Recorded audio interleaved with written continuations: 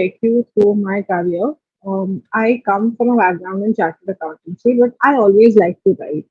So when I decided that I want to pursue communications full time, I started with writing drafts and like annual reports for companies. And thereon, I moved to a broking company.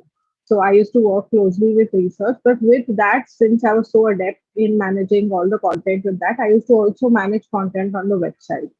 Uh, 2 years ago, I started actually dwelling into the social media space because an obvious extension of all the communication. So with the website, then started my journey with sort of understanding the different platforms which the broking company was managing. So that can be in-app communication, all the extension of platforms that we have.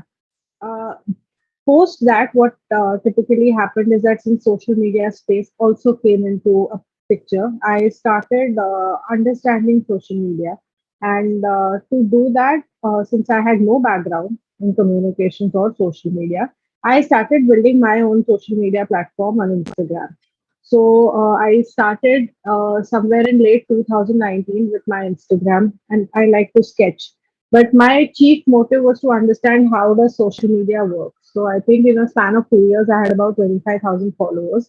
And then I sort of, that space helped me understand that end to end, how do you tie different aspects of content and thereby communication to sort of set a chain for, whatever a brand is trying to say. So from that, I have now my current role. I'm heading the content for marketing at Kotak Securities, where I look at all the communications that we manage, and I also head the social media. So and all the financial and research content that goes on. So, this has typically been my career, but as a professional, I believe I'm a thorough communications and content professional. I feel that whenever I work, I think the biggest, I would never sort of chart out my journey anyways. If somebody would ask me, what do? I would always say I write for a living. And I think that has always been my biggest joy. So I Right. think content is at the core of what I do, as I could say.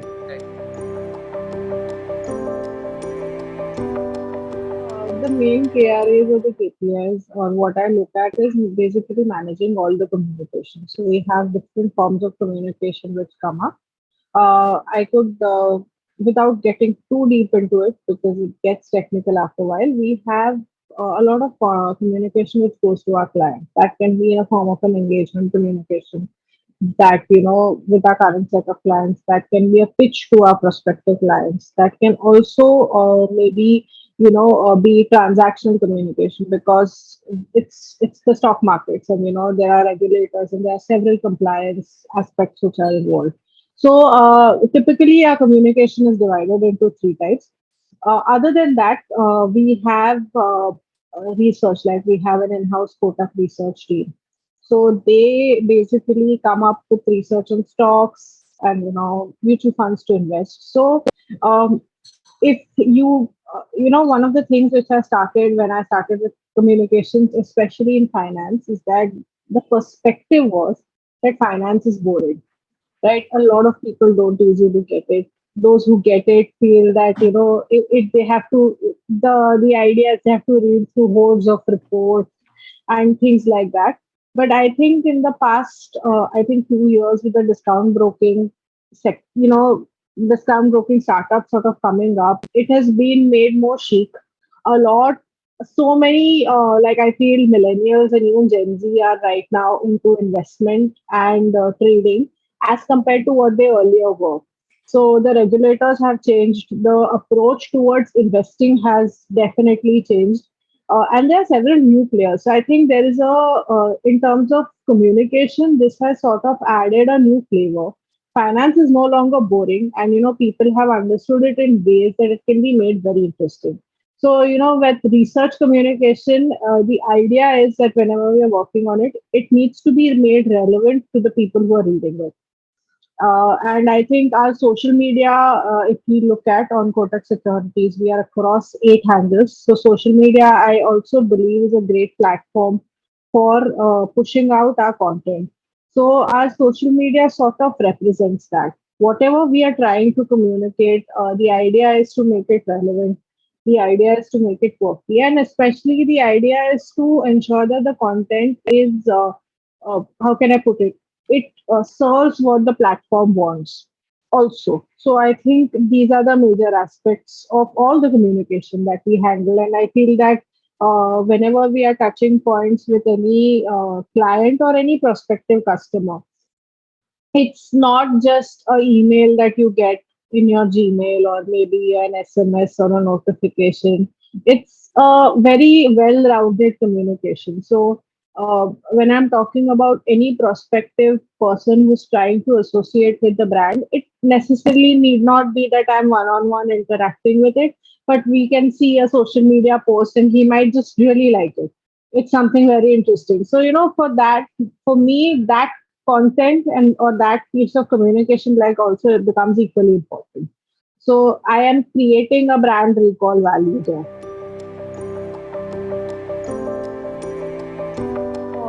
SEO, we believe in terms of platform search engagement is very important, right? If we are trying to push content across platforms, your search engine optimization is important. But having said that, I think SEO in itself as a mechanism is changing. So first, when we started out, and I remember this discussion happening, there was search engine optimization. Then it turned to SEM, that is search engine marketing, which is I feel, which is again a leg of it. But yes, I believe it's relevant. It helps you rank. From what I understand, the right keywords and the right placement help you rank. And I think if you appear on the Google search results higher, it benefits you. But does or should SEO compromise the quality of the content that you are delivering? Absolutely not. I think that's always a standoff that you need to have. That the SEO people who are managing the SEO, they'll come with a set of keywords, and they want to push it into 10 different things.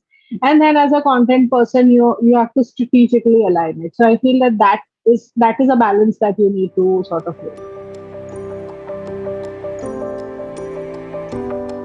I genuinely feel that right now there are several tools, and I've come across several tools which help you write better, paraphrase better, uh, help you edit.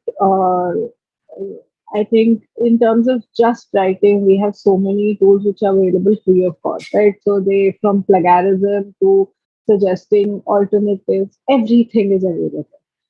I feel if you put in the right keywords, there are machine learnings which help you craft the entire thing. So from social media captions to everything can be made with the right set of keywords. I feel that so there is a science involved, definitely, but you know the funny part, or I would say the rather beautiful part about it, is that where the human intervention is required, is that often uh, engagement or human intelligence is how engaging you make it for the people reading, right?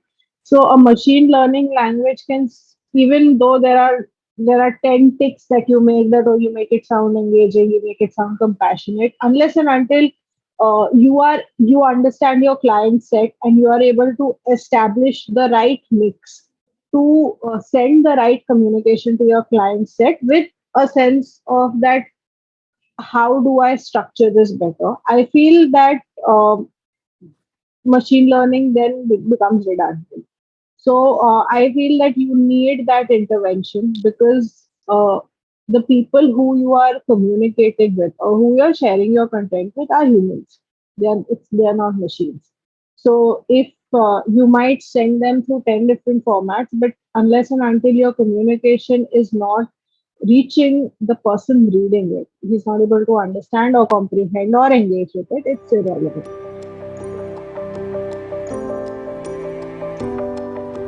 Content marketing, I feel that you should have as much exposure as you can when you start, right? Um, Whenever, even for me, right? So it was very easy to find. People would say it's very easy to find my niche since I come from a finance background, but the content you write is universal, right? So while I might come from a finance background, if I go with the perspective that I am writing for a finance person, is wrong, because a person reading can be anybody. So if I keep sort of blinders that, oh, I come from this field and this is what my exposure is and this is how I'll communicate, I will not be able to write content at all. So I think one of the first things I would mention, that, have as much exposure to as many different fields as you can, and they can be as random as art, philosophy, or whatever.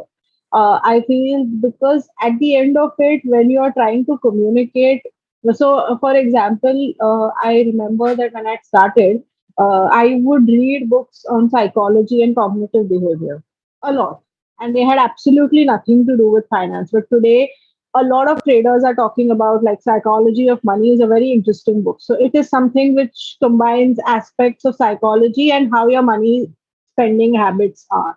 So, you might start with exposure to fields that are absolutely different. But I feel that, if, as you said, it's a blend of art and science. If you have the right skill set to blend whatever your learnings are into the content that you will develop, you'll eventually get there. So I think the step one would be, have no blinders, go in it, understand, grasp everything. And I feel that organically, how your bent is will eventually define how you succeed as a content marketing professional.